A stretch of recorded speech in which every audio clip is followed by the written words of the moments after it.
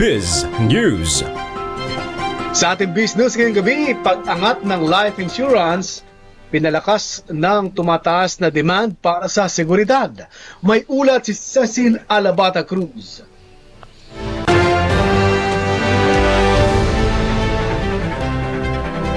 Nagpatuloy ang pag-angat ng life insurance industry noong 2025 dahil sa mas matinding pagpapahalaga ng mga Pilipino sa financial security.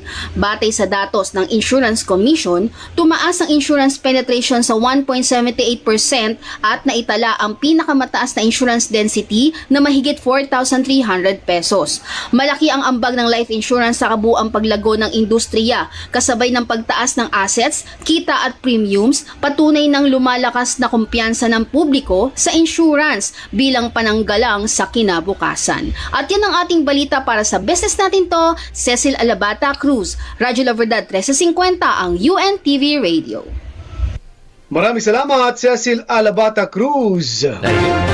Partner, ibig sabihin, maraming nagtitiwala na sa insurance. Dati kasi, konti lang ang bumibili ng insurance.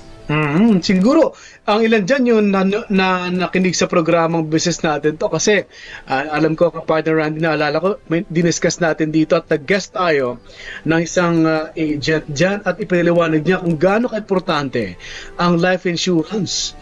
Yes, actually, last episode din, sinabi din ng ating guest yung anong kaibahan ng life insurance at life plan, 'di ba? Yes, oo. So, actually, parehas silang kailangan natin Kasi hindi naman para sa atin yan.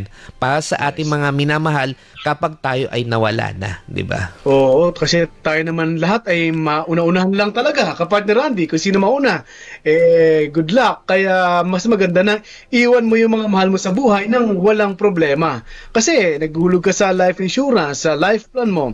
Kaya nga sabi nga ng mga guests natin, kapartner Randy, na sinasabi nila na napoprotektan lalo nito ang mga breadwinner, kapartner Randy, kasi sila yung talagang nagpo-provide sa pamilya. Gusto mo ba yung yung mahal mo sa buhay umiiyak dahil sa death? Ba dalawang naalala ko yung sinabi nung last episode, death and death. Anong talaga iniiyakan doon? Baka yung death o yung debt na utang? Correct ka dyan, partner. Baka mamaya yung isa yung utang ang iniiyakan dahil syempre kapag namatay yung isang tao, mas malaki yung gastos kaysa doon sa yung pinanganak yung isang tao. Mura lang But kapag namatay, mahal.